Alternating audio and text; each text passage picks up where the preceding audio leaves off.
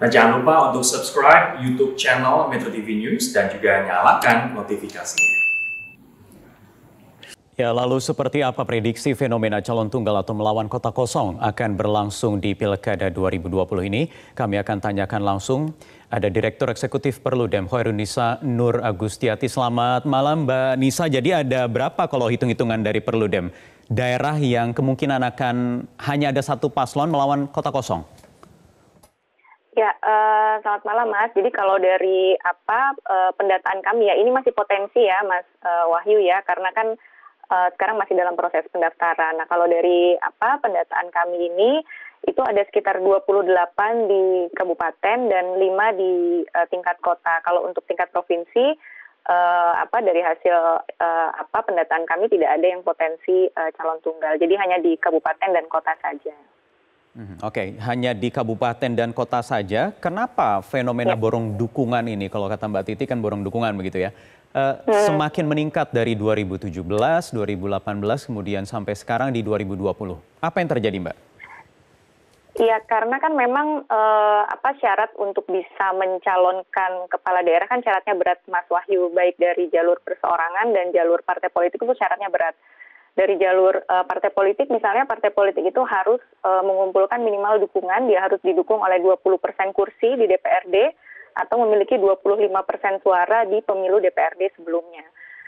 Jarang ada partai politik yang bisa mencalonkan sendiri, jadi mau tidak mau dia harus berkoalisi dengan partai politik lainnya.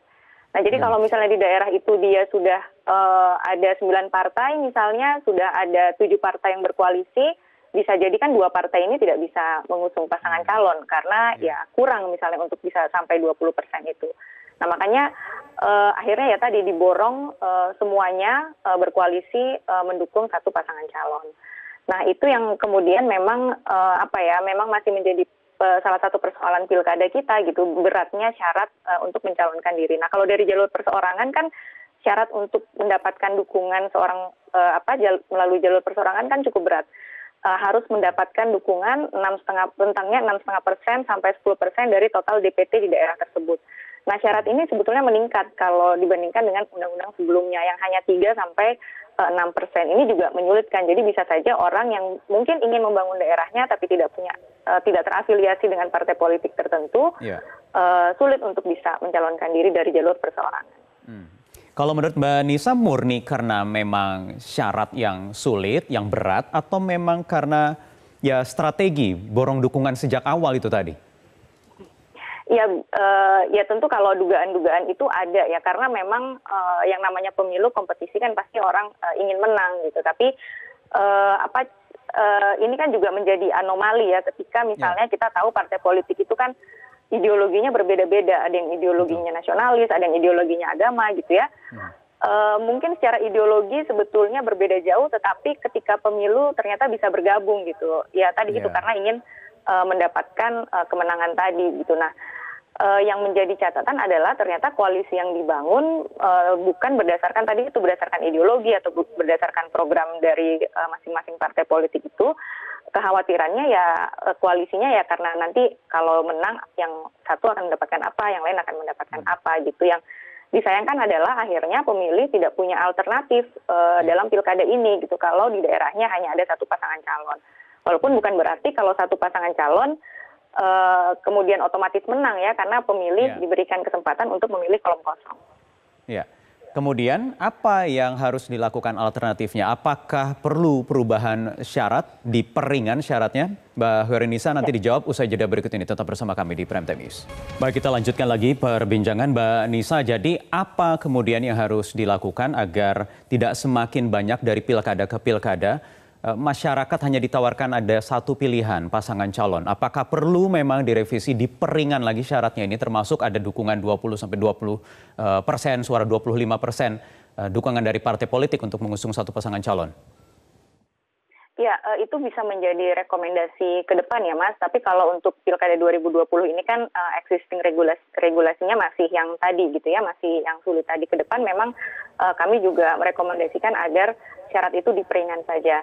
Nah, tapi ketika sekarang nantinya gitu ya, betul misalnya sekitar 30-an daerah ini nanti akan diikuti hanya satu pasangan calon, yang penting adalah bahwa perlu ada perlakuan yang setara antara calon tunggal ini dan kolom kosong gitu. Jadi masyarakat harus mendapatkan informasi yang penuh bahwa bukan berarti kalau dia calon tunggal maka otomatis wajib bagi masyarakat untuk memilih si calon tunggal tersebut gitu ya. Bagaimana caranya? Juga harus. Ya, bagaimana caranya agar masyarakat juga punya alternatif pilihan? Yaitu ya tadi tidak hanya diarahkan untuk satu pasangan calon saja. Ya, penyelenggara pemilu tentu dalam sosialisasinya tidak hanya mensosialisasikan bahwa ini diikuti oleh satu pasangan calon, tapi juga ada kolom kosong yang juga harus disosialisasikan kepada masyarakat. Perlakuannya harus setara gitu ya, karena di pilkada itu kan calon kepala daerah mendapatkan fasilitas kampanye dari KPU daerah, beberapa alat peraga gitu ya. Nah, alat peraga untuk kolom kosong ini juga harus disosialisasikan kepada pemilih gitu, supaya mendapatkan informasi yang utuh dan yang komprehensif. Karena ini kan kita berpilkada di situasi COVID-19, di situasi pandemi. Beberapa survei menunjukkan bahwa dalam situasi pandemi ini pilkada bukan jadi prioritasnya masyarakat gitu. Yang jadi prioritas adalah kesehatan, ekonomi gitu ya, isu-isu yang lainnya. Pemilu atau pilkada bukan menjadi prioritasnya warga. Nah, jangan sampai ketika warga sudah tidak menjadikan ini prioritas dan ditambah tidak ada informasi yang komprehensif dari penyelenggara pemilu, justru partisipasi masyarakat akan semakin menurun nanti di pilkada kali ini gitu. Selama ini dari pilkada-pilkada sebelumnya sosialisasi terhadap kotak kosong ini sudah berjalan belum? Kalau berkaca misalnya ke Makassar yang sempat dimenangkan oleh kotak kosong. Iya, tadi itu memang kalau dari sisi penyelenggara pemilu juga dia belum setara mensosialisasikan bahwa ada kotak kosong yang bisa jadi alternatif pilihan warga gitu ya. Jadi mungkin kalau warga yang tidak tahu ya seolah-olah dia datang ke TPS, calonnya hanya satu, ya itu yang dia pilih gitu ya, padahal ada alternatif itu. Nah, tapi memang kalau kita merefleksikan apa yang terjadi di Makassar, gerakan itu kan muncul dari masyarakat ya. Ada masyarakat yang mungkin merasa tidak ada alternatif pilihan gitu ya, atau misalnya merasa bahwa kandidat yang didukungnya ternyata tidak bisa maju dalam pilkada, sehingga yang banyak dikampanyekan ada kelompok masyarakat yang mengkampanyekan untuk memilih kotak kosong saja gitu. Nah, saya rasa penyelenggara pemilu penting untuk memberikan perlakuan yang setara antara si kolom kosong dan juga calon tunggal ini.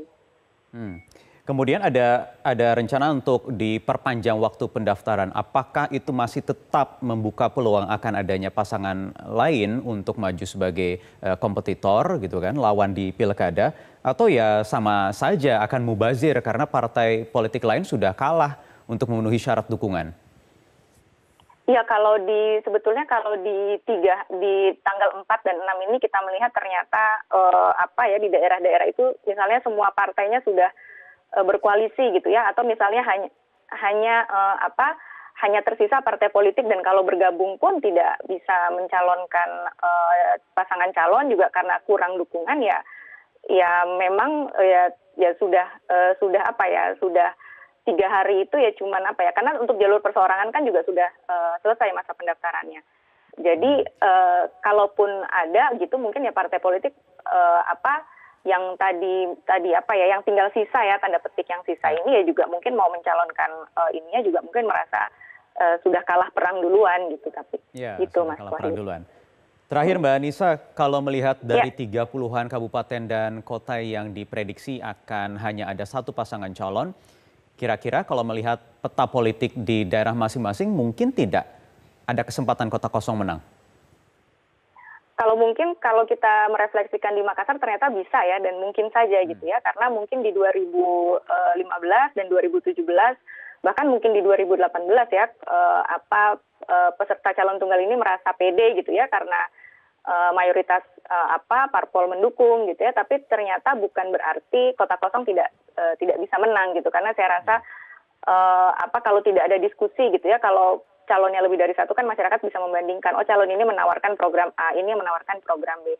Nah, ketika itu tidak ada dialog, tidak ada diskusi dengan warga, bisa jadi ada kelompok warga gitu ya, misalnya ada inisiatif dari warga yang kemudian justru mengkampanyekan memilih kolom kosong ini gitu, karena melihat apa yang terjadi di Makassar ternyata bisa kolom kosong itu menang. Tapi yang menjadi catatan adalah ketika kolom kosong itu menang, maka harus diisi oleh pejabat sementara. Nah, kalau kita tahu pejabat sementara ini kan dia tidak bisa mengambil kebijakan yang strategis ya, jadi terbatas kewenangannya. Itu juga yang perlu menjadi catatan. Baik, terima kasih Hoirunisa Agustiati, Direktur Eksekutif Perludem atas waktunya di Prime Time News.